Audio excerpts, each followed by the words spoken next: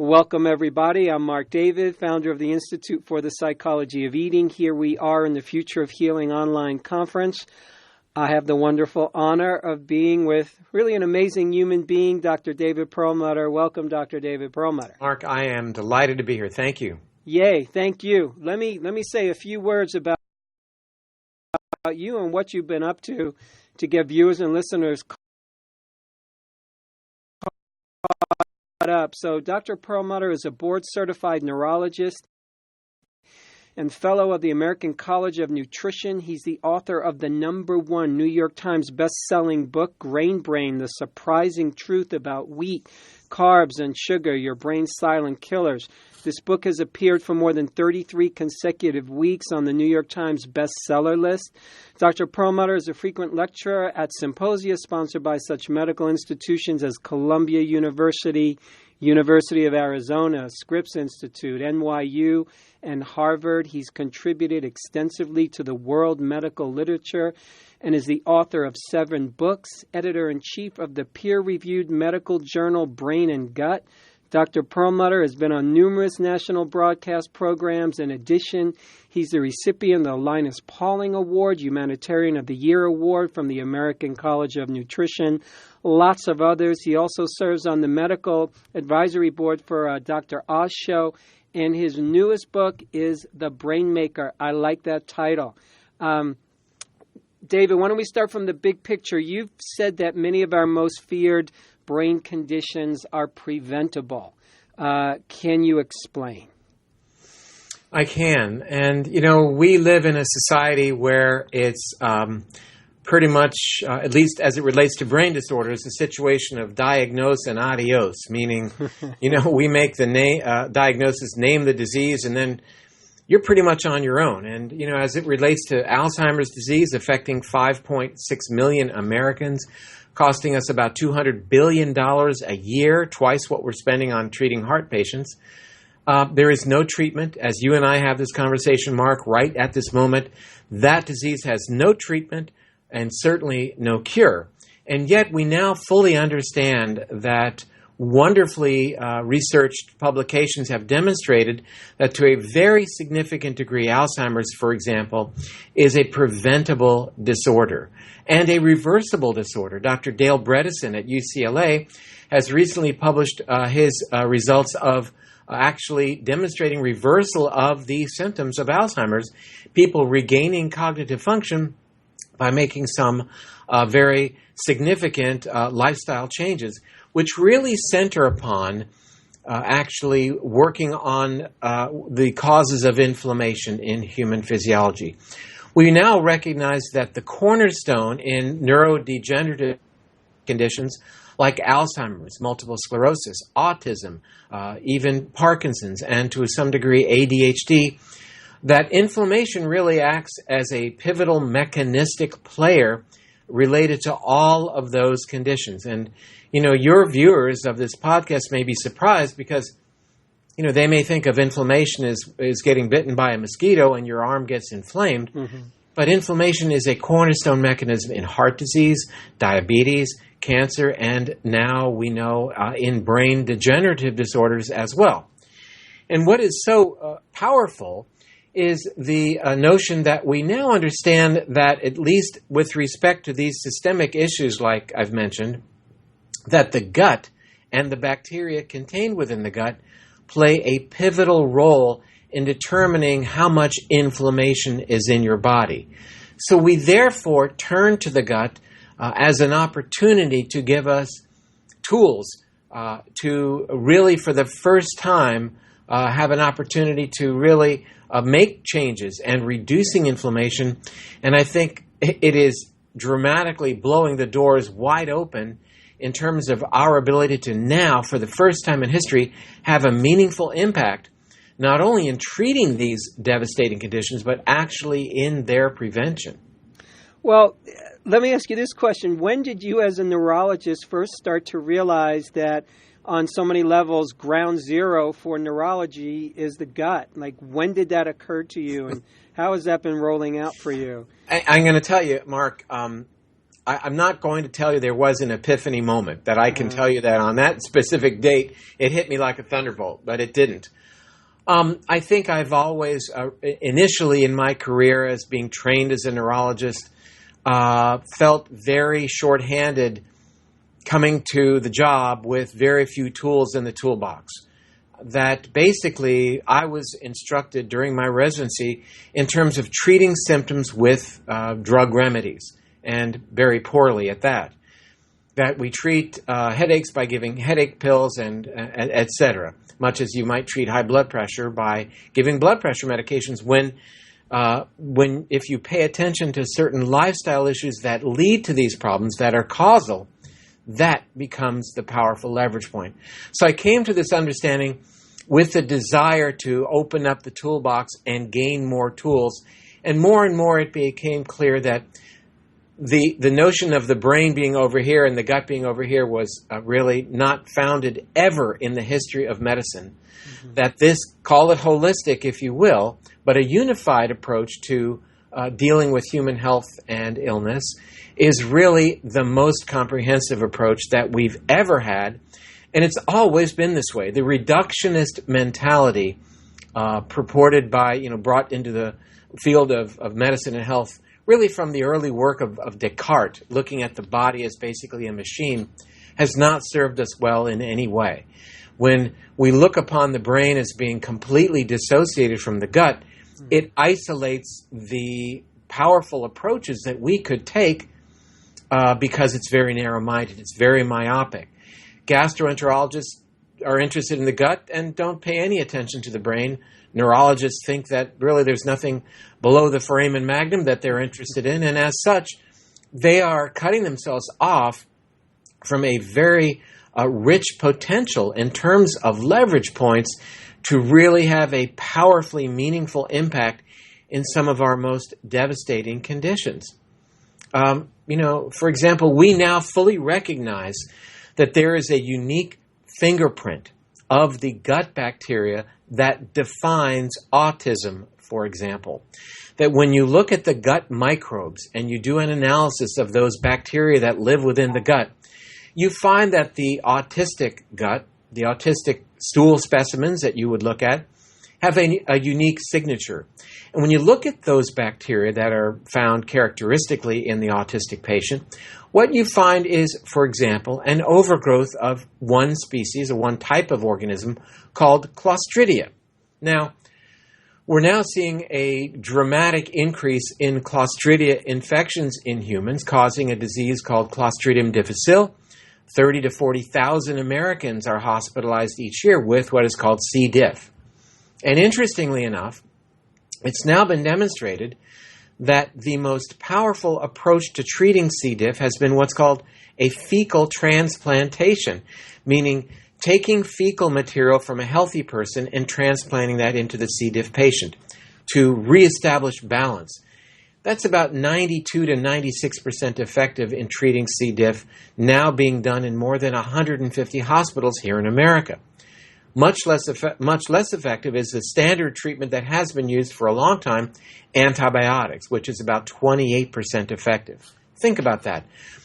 By restoring balance to the gut, that's become the most powerful approach to treating this imbalance, which leads to overgrowth of C. diff.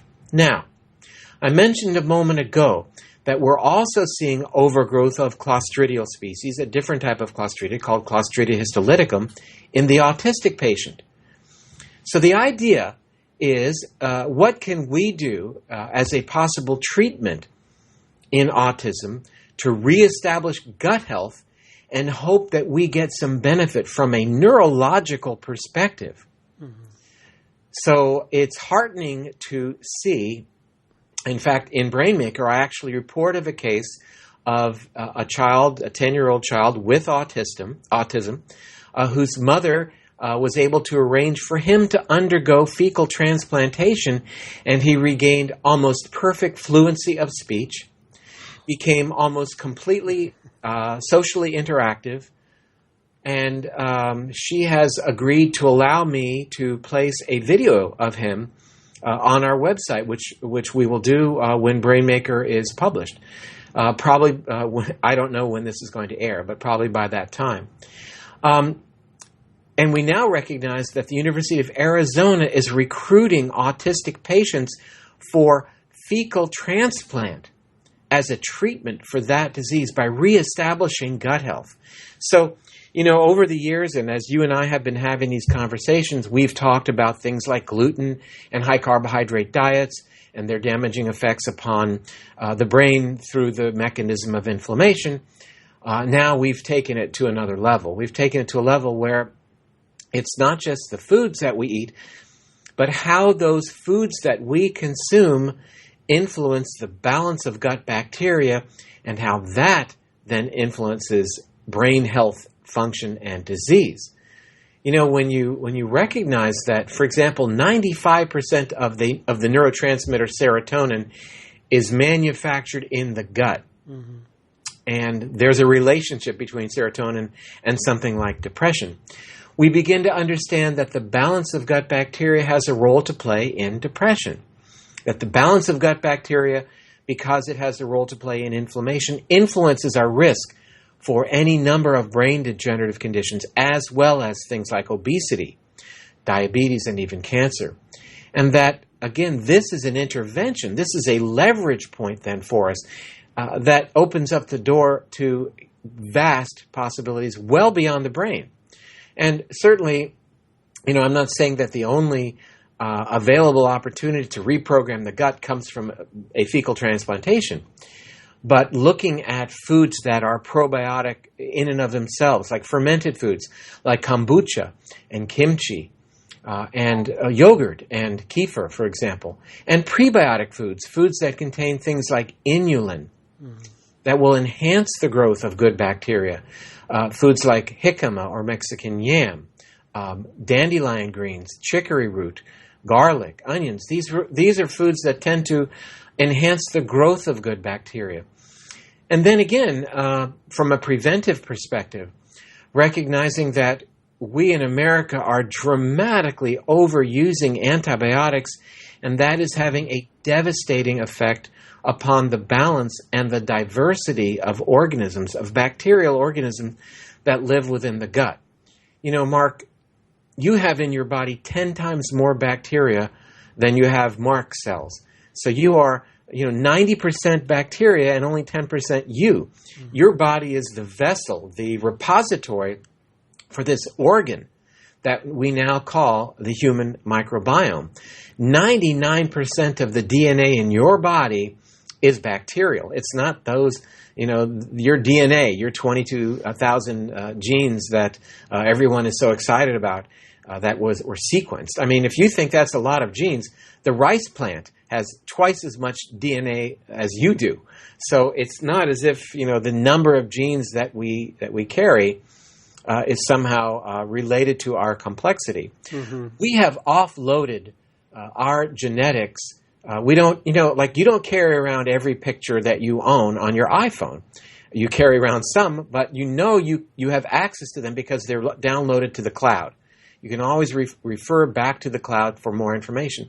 In much the same way, we refer to the cloud of genetic information that is stored within the genome of the bacteria that live within us, the microbiome. So this is a revolutionary time in human understanding what really is underlying human health and illness. And of course, from my perspective, finally, some very powerful information that's giving us great tools to really, in a very powerful way, treat brain disorders. I'm just, as you're speaking, I'm taken by this, in part, this amazing metaphor that we're home for trillions of these bacteria that are essential for us. Part of me wants to start charging rent. This could be another income stream here. Oh, they're paying. They're giving you your health and your life. That's what they're paying for the warm, moist environment and the foods that you are provided to these organisms. Without them, you'd have no immune function. Mm-hmm. You wouldn't be able to respond to your environment. You have to understand that the lining of your gut, if you opened it up, is the size of a tennis court.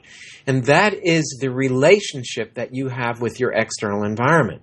and that everything that goes on within your gut profoundly influences moment to moment your health in every way, your absorption of nutrients, your levels of immune function, your levels of inflammation, the production of various vitamins, and even the production of the neurotransmitters. So, and it's all based upon the array of bacteria that live within us. Now, we, in Western cultures, when you look at the array of gut bacteria, we find that our level of diversity is dramatically reduced in comparison to cultures that have less obsession with hygiene. Mm-hmm. You know, we have hand sanitizers at the end cap of every aisle in the grocery store. God forbid we should be exposed to germs. Our children are not allowed to play in the dirt, and our environments are very, very sterile. And as mentioned, we are grossly overusing antibiotics. 75% in America of the antibiotics that we are using actually go into livestock and then become another part of our food chain.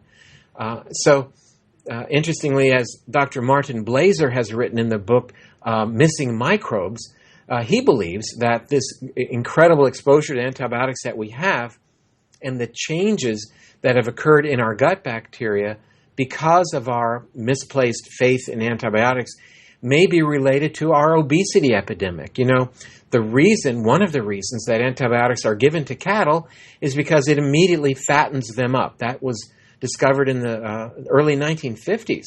So that's why we continue to use antibiotics in animal husbandry or in growing these animals, because it makes them fat, makes them more valuable.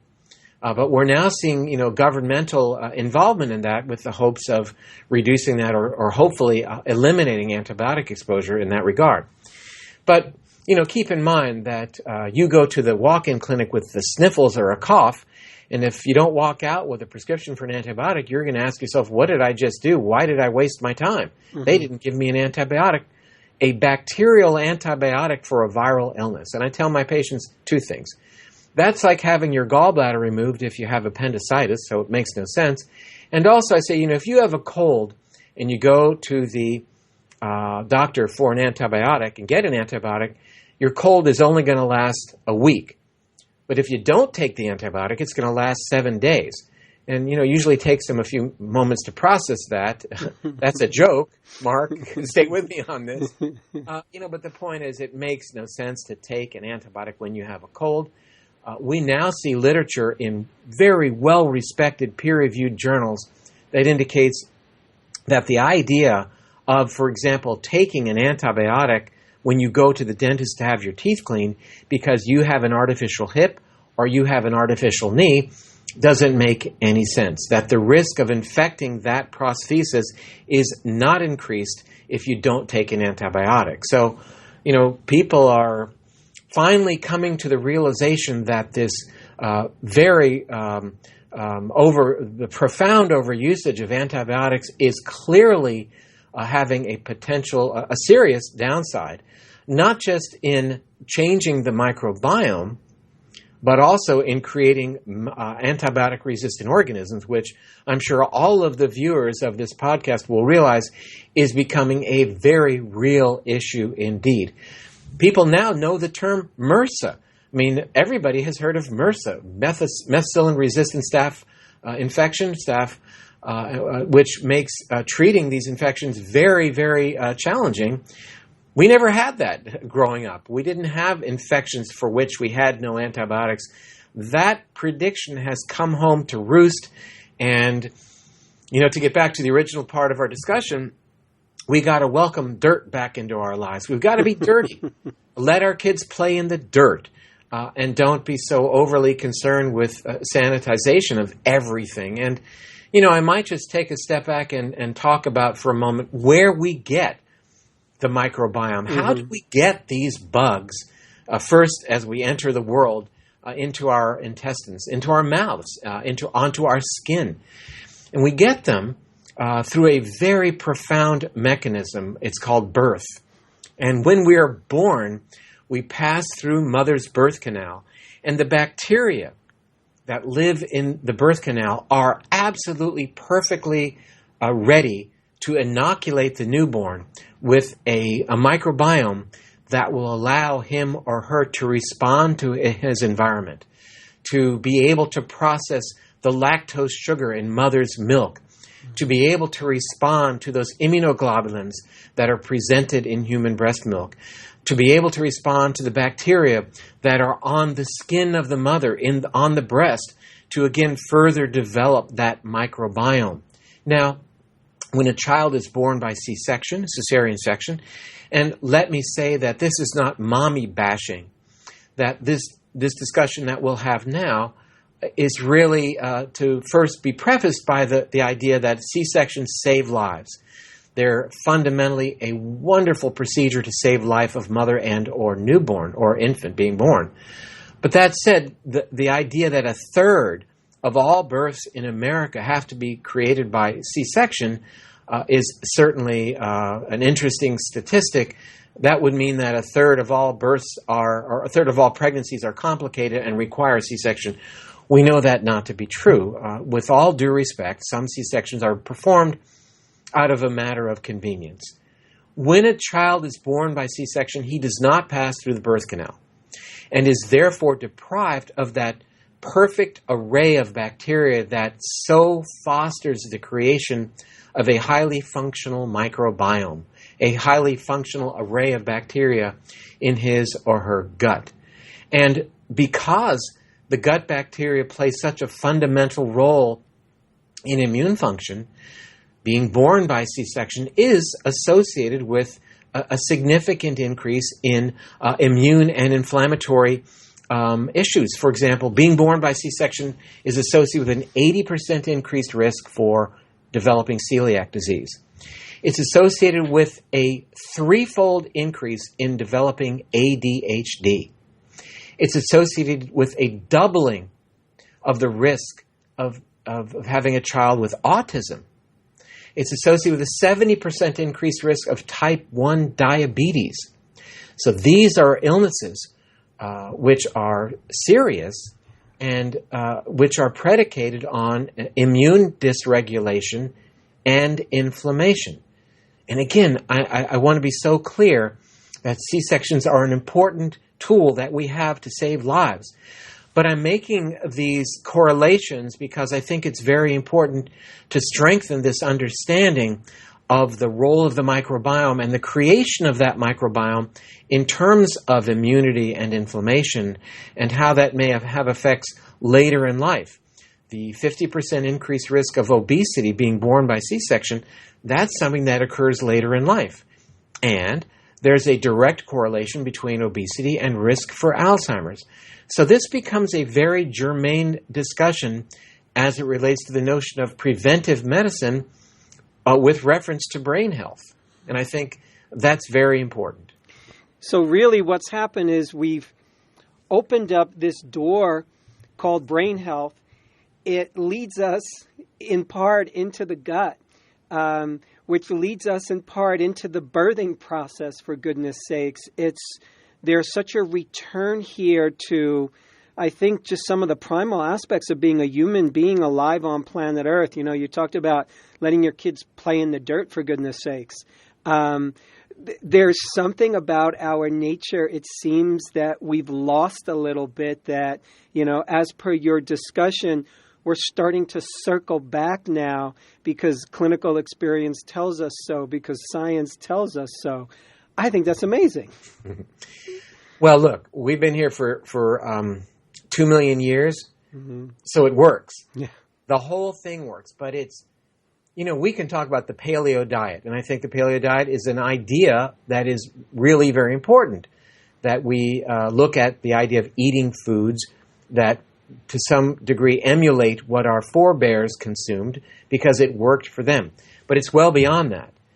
It's understanding that we are a modern day organism functioning on a Paleolithic set of instructions. And to look at the birthing process, for example, as a way of affecting the newborn from well beyond the fact that he or she inherited mom and dad's genes, but more importantly, affect how that individual is programmed with respect to the microbiome being born through the birth canals, I think fundamental. That here is the transfer of 99% of genetic material, far more than mom and dad's gametes coming together to form this perfect union. Now, this is what we call vertical transfer of genetic information, this process of giving the child at birth his or her final set of walking orders. The last minute, most up-to-date information about what that child should expect from an environmental perspective is transmitted at the moment of birth by passing through the birth canal. Now, those bacteria, the array of bacteria in the birth canal change during the course of the year. If a child's born at one time of the year, it's going to look different than born at another time of year. If a child is born to a mother who is not living in an environment where she doesn't have adequate nutritional status, that will be reflected in the change of bacteria that changes in such a way to make that child more adaptable to this environment where food sources may not be readily available. It's a breathtakingly beautiful paradigm. But, it's not limited to mammals who deliver their children through the birth canal. We see it in birds. We see it in reptiles. It is seen in mollusks or clams, oysters, shellfish. It is seen even in sponges. This vertical transfer of material, of genetic bacterial information at the time of birth. This goes back hundreds of millions of years as a very fundamental mechanism of informing the newborn and giving that newborn the best chance at survival, which is what transferring genetic material is really all about. So the paleo diet is one aspect of honoring our heritage in terms of treating human physiology in a way that it has evolved over millions of years to be in complete harmony with the environment.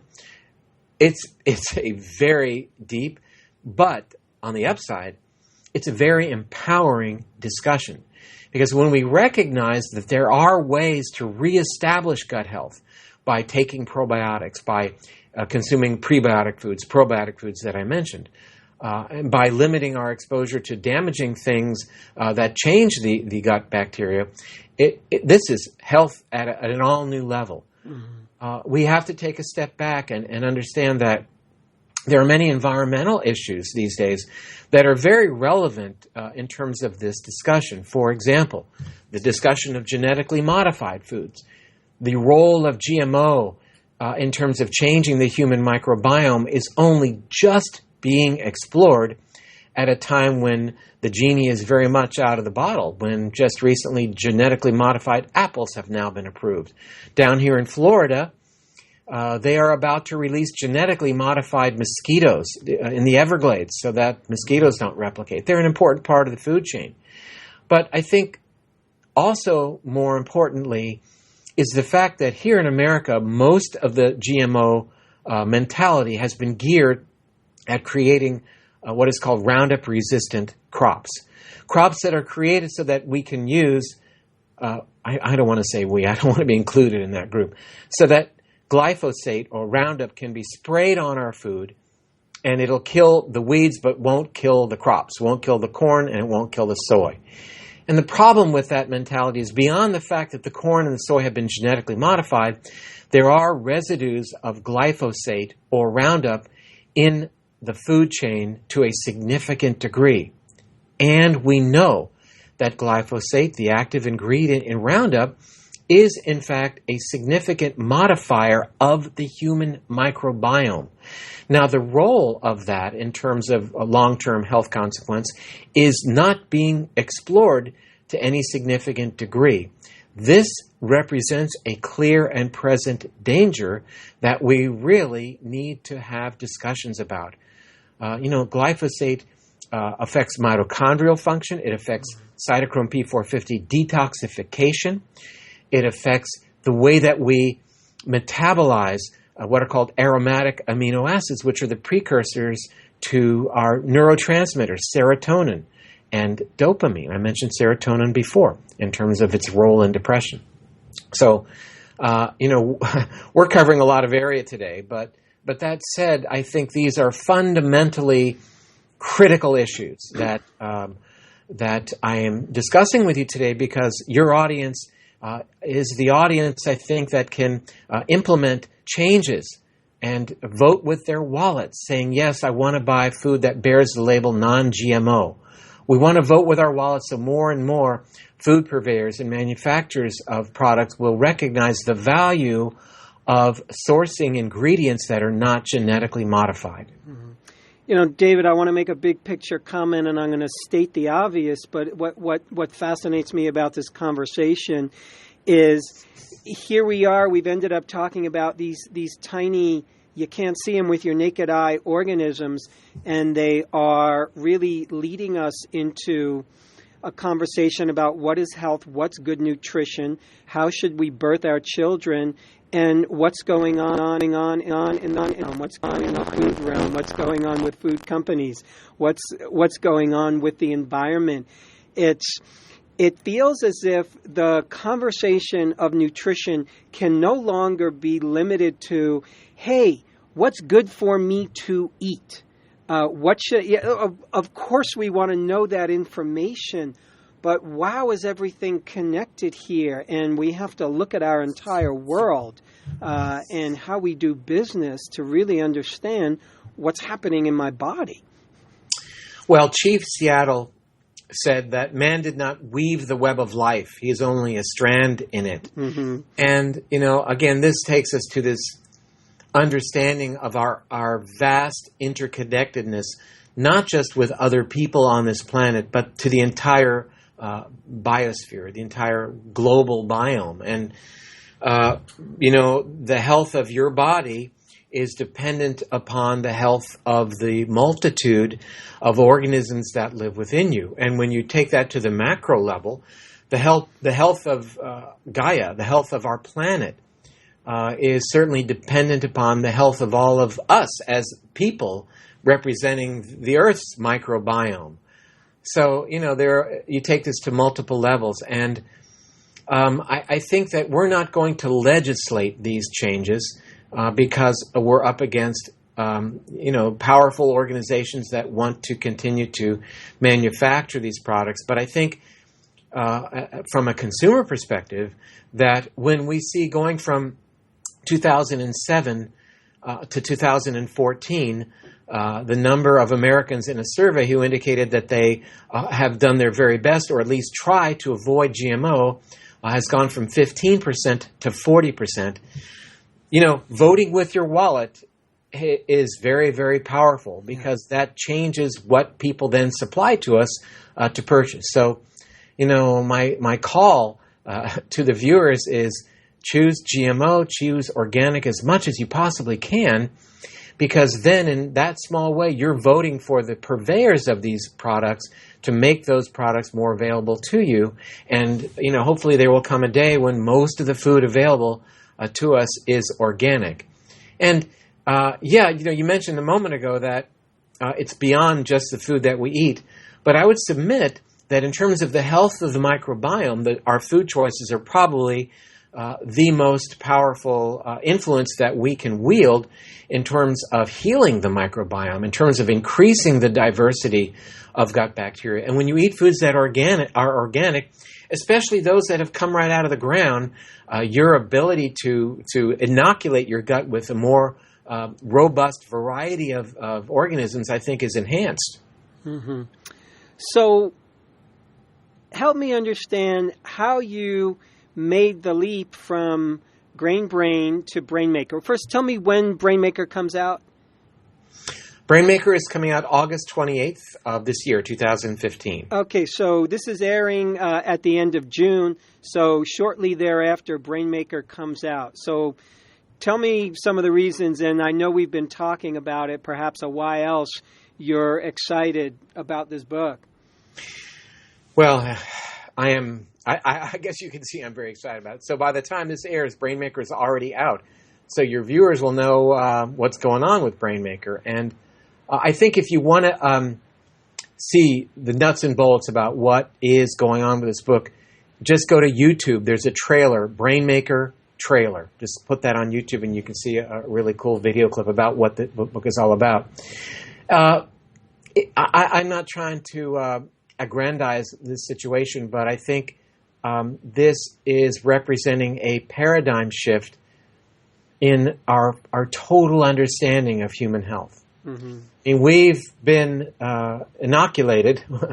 inculcated with the notion of germs being the enemy of every germ. Every bacteria is a pathogen, and we've got to be germ-free. Oh my gosh, my child just touched the ground. I'm going to wash his hands quickly. And that's the worst thing that we can do. We've got to welcome back to the table the notion that germs are our friends, that they are fundamentally important for our health.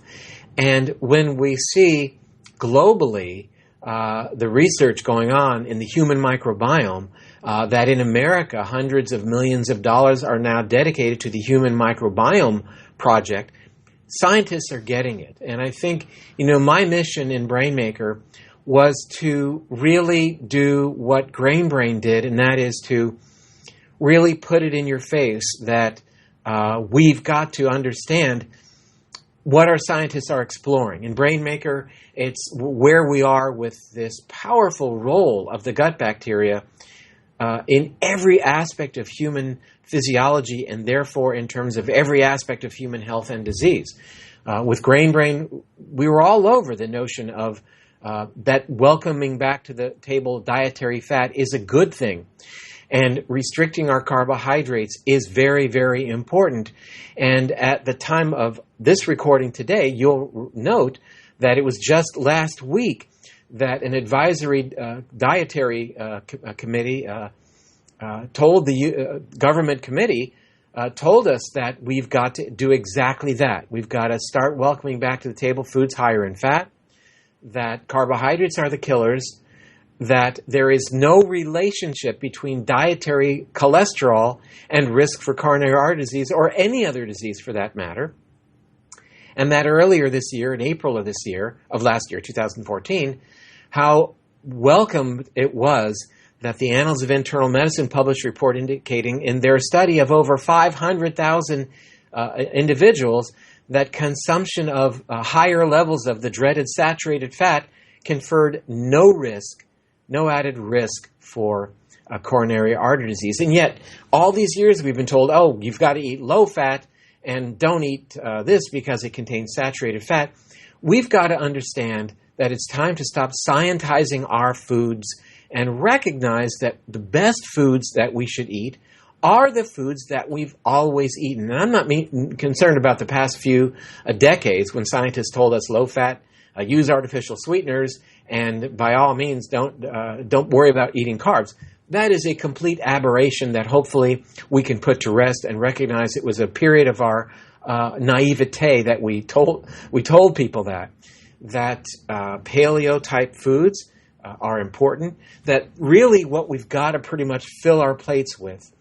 And this is an area that, people say, gee, what you're talking about, eating meat and all these things, is in such contradistinction to things like are discussed in the China study, and that the people who are vegetarian are talking about. Not really. Most of the plate needs to be filled with fiber-rich, nutrient-dense, generally above-ground vegetables that are colorful, and that you can welcome back to your plate meat, eggs, fish, etc. But we've got to be careful how these are sourced. Meat should be grass-fed, not grain-fed. There's been a statement that, it takes 14 or 16 pounds of grain to make a pound of beef. Well, that whole notion is, in my opinion, not very appropriate because cows shouldn't eat grain, never have eaten grain, nor has their predecessor, the auroch, which is where cows came from, they ate grass. So when you return those animals to their paleo diet, which was grass, then you create a healthful food, a food that's much higher in the omega-3s, inflammation-reducing omega-3s, that reduces the omega-6s, that caters to the human microbiome. So again, we've talked about this. This is getting people back to getting them back to the garden, like Joni Mitchell wrote when she wrote the song Woodstock. Mm-hmm. We've got to get ourselves back to the garden. We've got to get ourselves back to the original lifestyle environment that created us, that made us who we are. Now, that can be the Garden of Eden, whatever garden you want to think about. But the point is, we've got to understand that every bit of our discussion today has centered upon the science of what is called epigenetics. The idea that the human genome is nothing fixed, it's nothing static, but that it is highly responsive and expressive in terms of its signaling from the environment. And the most powerful signaling to our genome to change its expression, to upregulate certain genes to protect us at certain times, has to do with both the food that we consume and the role, therefore, played upon our food on the microbiome, and how the bacteria in our guts change in terms of their gene expression. And even more heady is the notion that the bacterial expression in the gut affects our own DNA. That changes in the complexion of the gut bacteria affect the expression of our own DNA. Those 23,000 genes that we carry, they're altered in their expression by the ratios of healthy to dysbiotic bacteria that are contained within our gut. And that is affected by our food choices as well. So, wow, there are a lot of entrance points into this discussion, aren't there? It's a brave new world, and it makes me think, here we are, we started out talking about brain health, and it takes a very, I want to say, flexible mind to embrace many of the concepts that you're introducing. And indeed, having a flexible mind will help us have a better brain and a better mind and all that sort of thing. So I'm really taken at what our opportunity is here, really. Yeah. So that's the empowering part. Yeah. It's wonderful to embrace this information and look at the various vectors that are coming in to alter our health based upon changes in the microbiome. But I see the glass as much more full than even halfway, because you said it very well.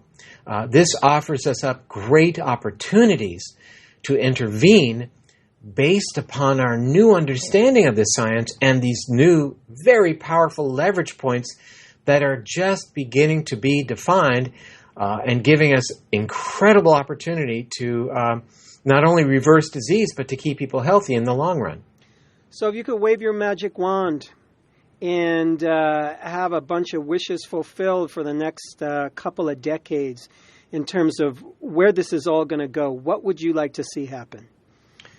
I think that I'd like to see mainstream, well-funded pharmaceutical endeavors to get involved with this, and I think that's going to happen. I'd like to see, as mentioned, a bigger understanding on the part of the general population in terms of the role of the gut bacteria in health and how influences like food choices play and perversions of our food choices like GMO and glyphosate are affecting the microbiome.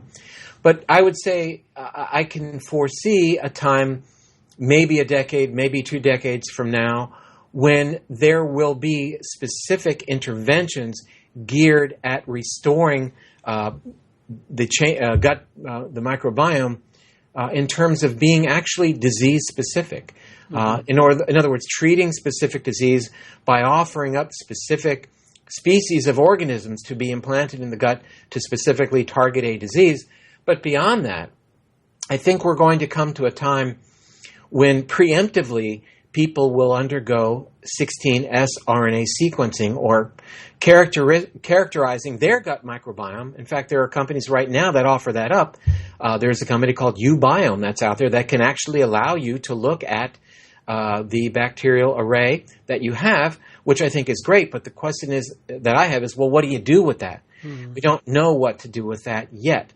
But what I'm hoping is in the near to midterm, that we then can look at that information and then say, okay, here's what we found. and here is what would be more ideal for that individual, and here is how we can correct it. But here's what we can do today. Again, we can implement the knowledge base that we traumatize our microbiome with chlorinated water, with exposure to toxins, with overusage, non-judicious usage of antibiotics, both directly and also in our food chain. That we've got to emphasize whenever possible vaginal delivery as opposed to cesarean section. That, again, we shouldn't be treating our children with antibiotics every time they have an ear infection or a cold, recognizing that each of these events alters the microbiome. This is a big call for breastfeeding. That's an important player in the developing microbiome. And finally, understanding that we can augment and enhance the diversity of organisms in the gut by our food choices, by choosing foods that are rich in probiotics, fermented foods, as well as prebiotics that I've already listed. So there's good news here. There's great news. This is a new dawn. This is as big a news as the discovery, the creation of the so-called germ theory, the antibiotics that followed that, which saved countless lives. My own father, I'm not knocking antibiotics. I think they've been a powerful tool. When I was a kid, my dad had bacterial endocarditis. Had it not been for intravenous antibiotics, it's quite clear what would have happened to him. And so, there are countless stories. So antibiotics have a place, a very valuable place. But it's certainly quite clear that they've been and continue to be aggressively misused, and we're paying the price for that.